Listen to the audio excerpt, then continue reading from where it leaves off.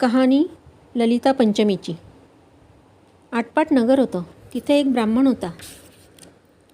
त्याला 2 आवळेजवळे मुलगे होते. त्याच्या लहानपणीच त्यांचे आईबाप मेले. भाऊबंधांनी त्याचं काय होतं नव्हतं ते सगळं हिरावून घेतलं. मुलांना देशोधडीला लावलं. पुढं ती मुलं जाता जाता एका नगरात आली. 2 प्रहराची वेळ झाली. वाट चालता चालता दोघं दमून गेले आहेत.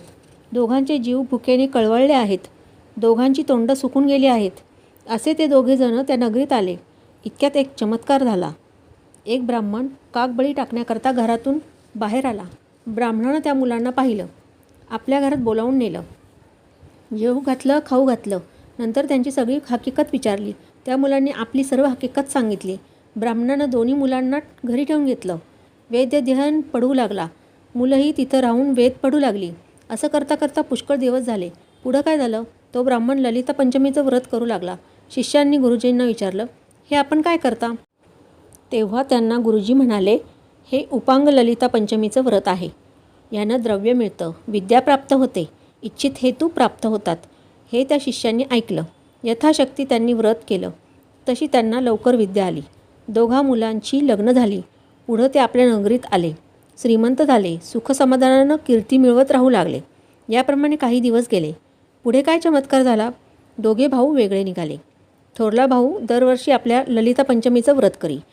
त्यामुळं त्याची संपत्ती कायम राहिली. धाकट्या भावानं व्रताची हेळसांड केली. त्यानं देवीला राग आला. त्यामुळं त्याला दारिद्र्य आलं. पुढं ती नवरा बायको थोरल्या भावाकडे राहायला गेली. एके दिवशी वडील भावाची बायको दिराला काही बोलली. त्यामुळं त्याला राग आला. मोठा पश्चाताप झाला. आपल्या बायकोला म्हणाला, मी उपांग ललितेचं व्रत टाकलं, त्याचं मला हे फळ आलं. हा अपमान सहन करून इथं राहणं चांगलं नाही. मी आता देवीला प्रसन्न करीन, तेव्हाच घरी येईन. असं बोलून निघून गेला. पुढं त्याच्या भावानं त्याचा पुष्कळ शोध केला, परंतु शोध काही लागला नाही. पुढं हा हिंडता हिंडता एका नगराजवळ आला. त्या नगराबाहेर गुराखी भेटले. त्यांना विचारलं, या गावाचं नाव काय? कोणता राजा इथं राहतो? उतरायला जागा कुठे मिळेल? ते म्हणाले, या गावाचं नाव आहे उपांग. इथं राजाही उपांगच आहे. इथं ललितेचं एक देऊळ आहे. तिथं मोठी धर्मशाळा आहे. तिथं उतरायला जागा मिळेल. आम्ही त्याच गावातून आलो. तिकडेच आम्हाला जायचं आहे. तुम्हाला यायचं असेल तर चला. मग तो त्या नगरात गेला. धर्मशाळेत उतरला. देवीचं दर्शन घेतलं. अनन्यभावाने तिला शरण गेला. रात्री देवळातच निजला. देवीनं स्वप्नात येऊन दृष्टांत दिला. राजाकडे जा. माझ्या पूजेच्या करंट्याचं झाकण माग. त्याची नेहमी पूजा कर, म्हणजे तुझे मनोरथ पूर्ण होईल. इतकं सांगून देवी गुप्त झाली व तो जागा झाला. दुसऱ्या दिवशी तो राजाकडे गेला. देवीचा दृष्टांत सांगितला. पूजेचं झाकण मागितले. राजानं ते दिलं.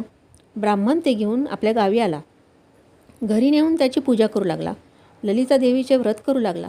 तसे पुन्हा सुखाचे दिवस आले. इच्छित मनोरथ सिद्धीस गेले. पुढे देवीच्या आशीर्वादानं त्याला मुलगी झाली. तिचं नाव ललिता ठेवलं. दिवसेंदिवस मुलगी मोठी झाली. सोबतिनीबरोबर खेळायला जाऊ लागली. पुढं काय चमत्कार झाला? एके दिवशी मुलीनं ते झाकण घेतलं. नदीवर खेळायला गेली. तिनं जाऊन आंघोळ करू लागली. इतक्यात एका ब्राह्मणाचं प्रेत पाहत आलं. तिनं त्याच्यावर झाकणाने पाणी उडवलं. तसा तो ब्राह्मण जिवंत झाला. देवीच्या प्रसादानं त्याला सुंदर रूप प्राप्त झालं. तिनं ते पाहिलं. आपल्याला हा पती असावा असं तिला वाटलं. आपला हेतू त्यास कळविला. त्यानं तिला विचारलं, ही गोष्ट घडेल कशी?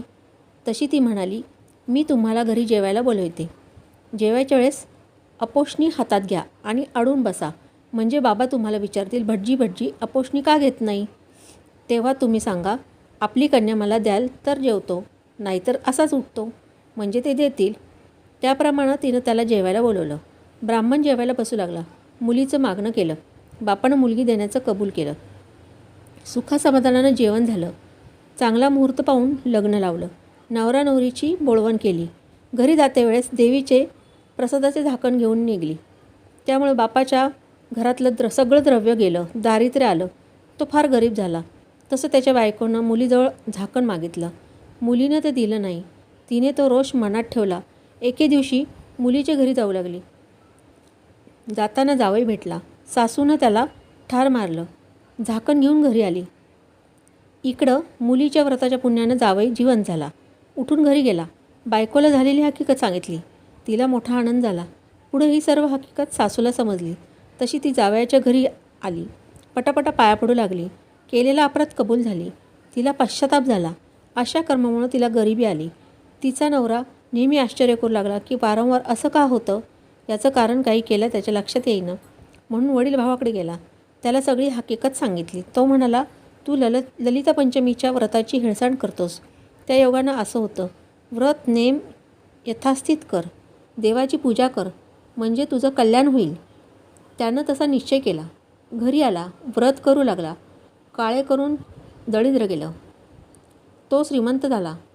त्याचे मनातले इष्टहेतू पूर्ण झाले. तसे तुमचे आमचे होत. ही 60 उत्तराची कहाणी 5 उत्तरी सुफळ संपूर्ण.